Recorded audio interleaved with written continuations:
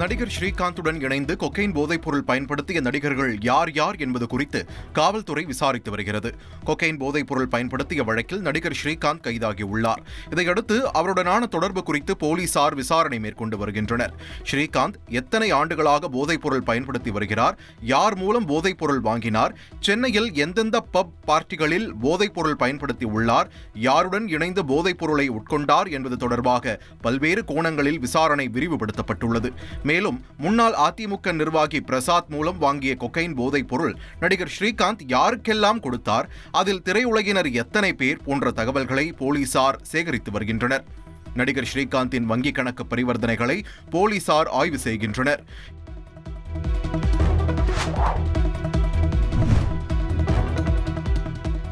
போதைப்பொருள் வழக்கில் கைதான நடிகர் ஸ்ரீகாந்த் தான் தவறு செய்துவிட்டதாக வருத்தம் தெரிவித்துள்ளார். சென்னை எழும்பூர் குற்றவியல் நீதிமன்ற நடுவர் தயாளன் முன்னிலையில் நடிகர் ஸ்ரீகாந்த் ஆஜர்படுத்தப்பட்டார். அப்போது பேசிய ஸ்ரீகாந்த் போதைப் பொருளை பயன்படுத்தி தவறு செய்துவிட்டதாக வருத்தம் தெரிவித்துள்ளார்.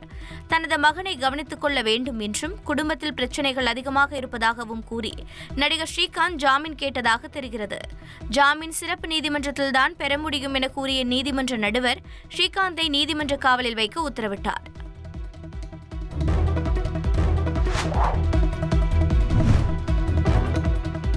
போதைப்பொருள் வழக்கில் நடிகர் கிருஷ்ணாவுக்கு நுங்கம்பாக்கம் போலீசார் சம்மன் அனுப்பியுள்ளனர். போதைப்பொருள் பயன்படுத்திய வழக்கில் நடிகர் ஸ்ரீகாந்த் கைது செய்யப்பட்டுள்ள நிலையில் இதில் நடிகர் கிருஷ்ணாவுக்கும் தொடர்பு இருப்பதாக கூறப்படுகிறது. அவர் கேரளாவில் படப்பிடிப்பு பணியில் இருப்பதாக தெரிய வந்துள்ள சூழலில் நடிகர் கிருஷ்ணாவுக்கு போலீசார் சம்மன் அனுப்பியுள்ளனர். விரைவில் அவர் விசாரணைக்கு ஆஜராவார் எனவும் அவரிடம் இரத்த மாதிரிகளும் பரிசோதனை செய்யப்படும் எனவும் கூறப்படுகிறது. கழுகு, அலிபாபா, பண்டிகை உள்ளிட்ட படங்களில் நடித்த கிருஷ்ணா சகோதரர் என்பது குறிப்பிடத்தக்கது.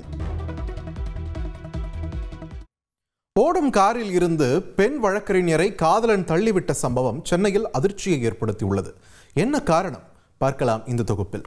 மங்காத்தா திரைப்படத்தில் காதலியின் கண் முன்பாகவே அவரோட தந்தைய காரிலிருந்து கீழே தள்ளி லவ் பிரேக்கப்ப வெளிப்படுத்தும் ஆன்டி ஹீரோவை நாம பார்த்திருப்போம். கிட்டத்தட்ட இது போலதான் காதலியவே ஓடும் கார்ல இருந்து தள்ளிவிட்டு லவ் பிரேக்கப்ப வெளிப்படுத்தி இருக்காரு ஒரு சட்ட கல்லூரி மாணவன். இந்த ரியல் சம்பவத்துல ஈடுபட்ட ஆன்டி ஹீரோவின் பெயர் அமர்கீத். 29 வயதாகும் இவர் சட்ட கல்லூரியில மாணவரா இருக்காரு. அமர்கீத்தும் சென்னை உயர்நீதிமன்றத்துல பயிற்சி வழக்கறிஞரா பணியாற்றும் 25 வயதான இளம்பெண்ணும் காதலித்து வந்திருக்காங்க. அந்த இளம்பெண்ணிடம் நான் உன்னையே திருமணம் செஞ்சுக்கிறேன் அப்படின்னு அம்கிரீத் அபிடபிட் கொடுத்ததா தெரியுது. இந்நிலையில் சம்பவம் நடந்த அன்னைக்கு காதலிக்கு போன் செய்த அமர்கீத் அப்செட் ஆக உள்ளது, வா மூவி போலாம் என்று கூறி அழைத்து சென்றுள்ளார். அவர்களின் கார் சென்னை வடபழனி அருகே சென்று கொண்டிருந்த போது காதலியிடம் அமர்கீத் தனக்கு வேறொரு பெண்ணோட திருமண நிச்சயதார்த்தம் நடக்கவிருப்பதால் காதலை பிரேக்கப் செய்து கொள்ளலாம் என்று தெரிவித்திருக்கிறார். இதனால் அதிர்ச்சியடைந்த அந்த இளம்பெண் என்னை திருமணம் செய்து கொள்வதாக கூறி ஏமாற்றிவிட்டார் என அலிகேஷனை முன்வைத்திருக்கிறார். இருவருக்கும் காரிலேயே ஆர்குமெண்ட் முற்றியிருக்கிறது. தனக்கு அநீதி இழைக்கப்பட்டிருப்பதாக அந்த பெண் எதிர்வாதம் செய்து காதலின் பிரேக்கப் பெட்டிஷனை நிராகரித்துள்ளார். இதனைத் தொடர்ந்து இருவருக்கும் அந்த காருக்குள்ளேயே கைகலப்பும் ஏற்பட்டுள்ளது. ஒரு கட்டத்தில் இந்த வழக்கை முடிவுக்கு கொண்டு வர வேண்டும் என நினைத்த அமர்கீத் அவர் மறைத்து வைத்திருந்த கத்தியால் அந்த பெண்ணின் இதயத்தில் குத்தி கிழித்திருக்கிறார். மேலும் வடபழனி மெட்ரோ ரயில் நிலையம் அருகே ஓடும் காரிலிருந்து கதவை திறந்து இளம்பெண்ணை கீழே தள்ளிவிட்டு மங்காத்தா அஜித்தை போல திரும்பி பார்க்காமல் சென்றதாகவும் சொல்லப்படுகிறது. காயமடைந்த பெண்ணை மீட்ட பொதுமக்கள் அவரை அருகிலுள்ள KK நகர் அரசு மருத்துவமனையில் சிகிச்சைக்காக அனுமதித்துள்ளனர். நடந்த சம்பவம் தொடர்பாக வழக்கு பதிவு செய்த மாம்பலம் போலீசார் அமர்கீத் மீது பெண் வன்கொடுமை தடுப்புச் சட்டம், ஆபாசமாக பேசுதல், காயம் ஏற்படுத்துதல் உள்ளிட்ட பிரிவுகளில் வழக்கு பதிவு செய்து விசாரணை மேற்கொண்டு வருகின்றனர். இது தொடர்பாக நமது செய்தியாளர் 2 தரப்பினரையும் தொடர்பு கொண்டு விசாரிக்க முயன்றபோது இருவரும் அட்வொகேட் என்பதால் இந்த பிரச்சனையை எங்களுக்குள்ளேயே சமரசமாக பேசி தீர்த்துக் கொள்கிறோம் என்று தெரிவித்துள்ளனர். எனினும் இளம்பெண்ணின் இதயத்தில் கத்தியால் கீறும் அளவிற்கு விவகாரம் சென்றிருப்பதால் நியாயமான விசாரணை மேற்கொண்டு பாதிக்கப்பட்ட பெண்ணிற்குரிய நீதி வழங்கப்பட வேண்டும் என்பதே அனைவரின் எதிர்பார்ப்பாகவும் உள்ளது. கால்நடைகளை காவல் நிலையத்தில் கட்டி வைத்து கண்டன போராட்டம் நடத்திய சம்பவம் சங்கரன் கோவிலில் பரபரப்பை ஏற்படுத்தியது.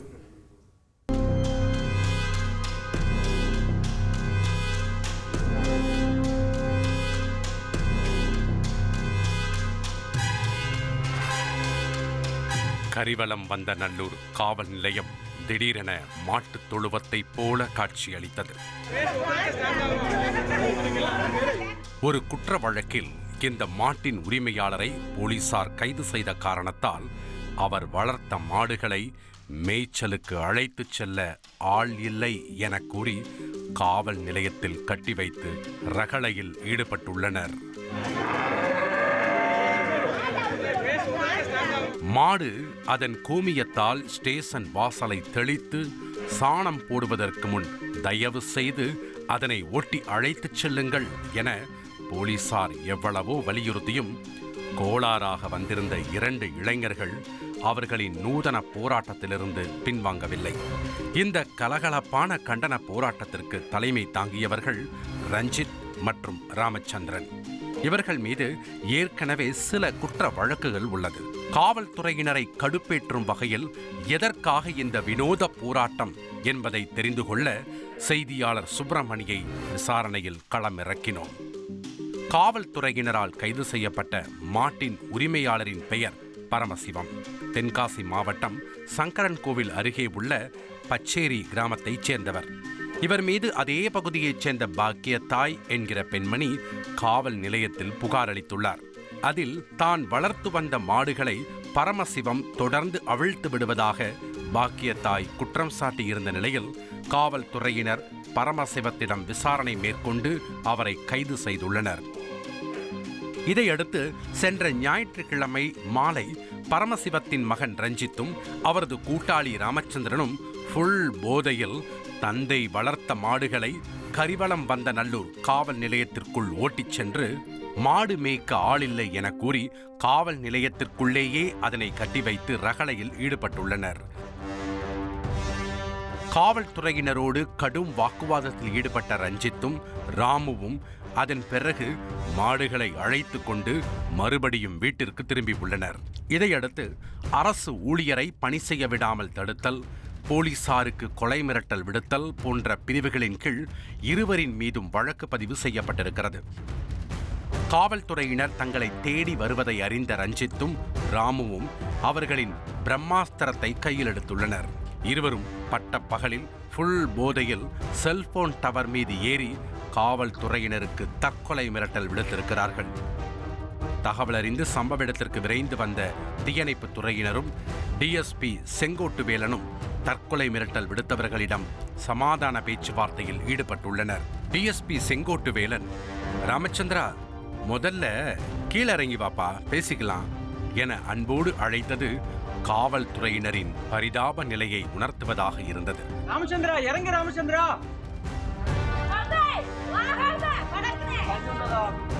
கீழே இறங்கினாதானே பேச முடியும். நீ என்ன அங்கேயே இருக்கிற? கீழே இறங்கு ராமச்சந்திரா. முதலில் தீயணைப்பு துறையினர் ரஞ்சித்தை பத்திரமாக மீட்டுள்ளனர். அவர் செய்தியாளர்களை பார்த்ததும் தன்னிடம் காவல் உதவி ஆய்வாளர் 1000 ரூபாய் லஞ்சம் கேட்டதாக குற்றச்சாட்டை முன்வைத்துக் கொண்டே சென்று தங்களை காப்பாற்ற வந்த டிஎஸ்பிக்கு கேஷுவலாக சல்யூட் வைத்துள்ளார்.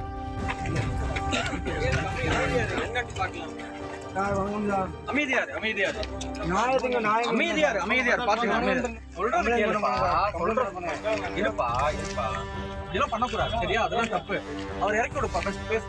ரஞ்சித்திடம் அவருடைய கூட்டாளி ராமச்சந்திரனை இறக்கிவிடுமாறும் ரெக்வஸ்ட் வைத்த டிஎஸ்பி, அமைதியா இருப்பா, எதா இருந்தாலும் பேசிக்கலாம் என தெரிவித்த போதும் பின் விளைவுகள் படு மோசமாக இருக்க போகிறது என்கிற அச்சத்தை ரஞ்சித்தின் கண்களில் காண முடிந்தது. சூழ்நிலையை தொடர்ந்து பொறுமையாகவே கையாண்ட டிஎஸ்பி செங்கோட்டுவேலன் தவறிலிருந்த ராமச்சந்திரனை வா வா என ஒரு அண்ணனைப் போல அக்கறையாக அழைத்துள்ளார். வா ராமச்சந்திரா, கீழே வா. ராமச்சந்திரன் கீழே வந்த பிறகு குடிக்க பச்சை தண்ணி கூட கிடைக்காது என்பதால் சுதாரித்து கொண்ட ரஞ்சித் தரையில் அமர்ந்து பசிக்குது சார் என கேட்டதெல்லாம் வேற ரகம். யாரு சாப்பிட வேண்டாம்னு சொன்னது? யாரு சாப்பிட வேண்டாம்? சாப்பிடாருன்னா தூக்கு கால் வந்து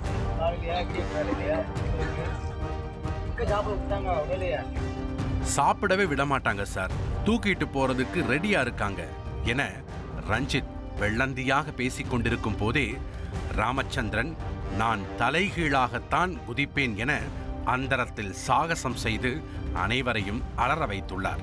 பொறுமையா இறங்குப்பா, இப்படி எல்லாம் பண்ணக்கூடாது. கீழே வா, நான் தான் பேசுறேன்னு சொல்றேன்ல, அப்புறம் என்ன இப்படி எல்லாம் பண்ணிக்கிட்டு? ஒரு வழியாக ராமச்சந்திரனை கீழே இறக்கி அழைத்து வந்த காவல்துறையினர் அவருக்கு தண்ணீர் கொடுத்து வினோத போராட்டத்தை முடித்து வைத்துள்ளனர்.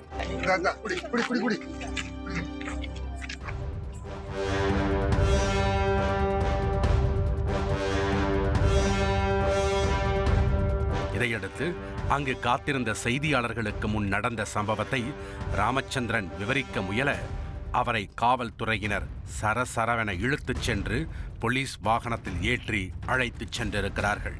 இருவரையும் சங்கரன் கோவில் அரசு மருத்துவமனையில் அனுமதித்த போலீசார் அவர்கள் மீது ஏற்கனவே போடப்பட்டிருந்த வழக்கோடு சேர்த்து கூடுதலாக தற்கொலை முயற்சி வழக்கையும் பதிவு செய்து விசாரணை மேற்கொண்டு வருகின்றனர்.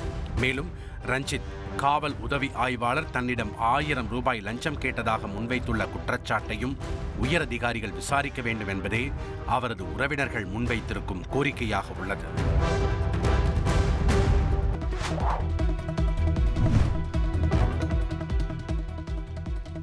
இஸ்ரேலுடனான போரை நிறுத்துவதாக ஈரான் அதிகாரப்பூர்வமாக அறிவித்துள்ளது. இஸ்ரேல் மீது கடைசி நேரத்தில் ஈரான் ஏவுகணைகள் சீறிப்பாய்ந்த நிலையில் இந்த அறிவிப்பு வெளியானது.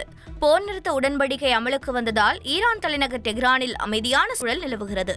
இதனிடையே கத்தாரில் உள்ள அமெரிக்க ராணுவ தளம் மீதான ஈரானின் தாக்குதலுக்கு ஐக்கிய அரபு அமீரகம் கண்டனம் தெரிவித்துள்ளது.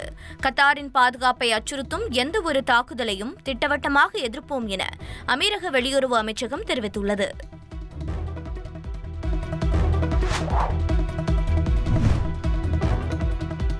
போர் நிறுத்தம் அறிவித்துவிட்டு மீண்டும் தாக்குதல் நடத்திய நிலையில் இஸ்ரேலின் செயல்பாடு தனக்கு அதிர்ச்சி அளிப்பதாக அமெரிக்க அதிபர் டொனால்ட் ட்ரம்ப் தெரிவித்துள்ளார். இஸ்ரேல் போரை நிறுத்துவதாக அறிவித்து 1 மணி நேரம் கூட முடியாத நிலையில் எப்படி தாக்குதல் நடத்தலாம் என கேள்வி எழுப்பியுள்ள அவர் இஸ்ரேலின் செயல்பாடு தனக்கு அதிர்ச்சி அளிப்பதாக வெளிப்படையாக தெரிவித்துள்ளார். ஈரான் முதலில் தொடங்கி இருந்தாலும் இஸ்ரேல் 12 மணி நேரத்திற்காவது அமைதியாக இருந்திருக்க வேண்டும் என தெரிவித்த ட்ரம்ப் கோபமடைந்து தகாத வார்த்தைகளை பயன்படுத்தினார்.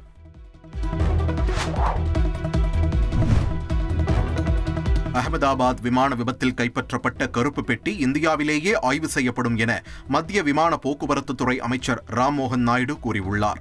விமானத்தின் கருப்பு பெட்டி கைப்பற்றப்பட்டு 11 நாட்கள் கடந்துள்ளன. தீயில் சேதமடைந்ததால் கருப்பு பெட்டியை அமெரிக்காவிற்கு அனுப்பி ஆய்வு செய்ய உள்ளதாக தெரிவிக்கப்பட்டது. ஆனால் தற்போது கருப்பு பெட்டி இந்தியாவிலேயே வைத்து ஆய்வு செய்யப்படும் என மத்திய விமான போக்குவரத்து துறை அமைச்சர் ராம்மோகன் நாயுடு தெரிவித்துள்ளார்.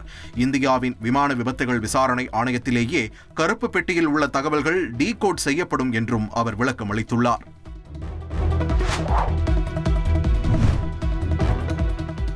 ஆக்சியம் 4 திட்டம் மூலம் இந்திய விண்வெளி வீரர் சுபான்ஷு சுக்லா உட்பட 4 வீரர்கள் புதன்கிழமை விண்வெளிக்கு செல்ல உள்ளனர்.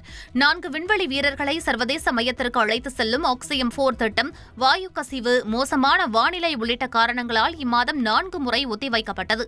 இந்நிலையில் இந்திய நேரப்படி புதன்கிழமை மதியம் 12:01 மணியளவில் பால்கன் ராக்கெட் உதவியோடு ஸ்பேஸ் எக்ஸ் நிறுவனத்தின் க்ரூ டிராகன் கேப்சியூல் மூலம் சர்வதேச விண்வெளி மையத்திற்கு வீரர்கள் நால்வரும் புறப்படுகின்றனர். 26ஆம் தேதி மாலை 4 மணியளவில் சர்வதேச விண்வெளி மையத்தை நெருங்குவார்கள் என எதிர்பார்க்கப்படுகிறது. இந்த ஆக்சியம் 4 பயண திட்டத்தில் பெகி விட்சன் என்பவர் தலைமை தாங்க உள்ளதாகவும் இஸ்ரோ விண்வெளி வீரர் சுபான்ஷு சுக்லா பைலட் அல்லது 2ஆம் நிலை தளபதியாக பணியாற்ற இருப்பதாகவும் தகவல் வெளியாகியுள்ளது. இவர்கள் தவிர போலந்து மற்றும் ஹங்கேரியைச் சேர்ந்த 2 வீரர்களும் பயணம் மேற்கொள்ள உள்ளனர். இந்தியா, போலாந்து, ஹங்கேரி ஆகிய நாடுகளின் மனிதர்களை விண்வெளிக்கு அனுப்பும் திட்டத்திற்கு இது முன்னோடியாக இருக்கும் என எதிர்பார்க்கப்படுகிறது. ஒரு சிறிய இடைவேளைக்கு பிறகு தந்தையின் செய்திகள் தொடரும்.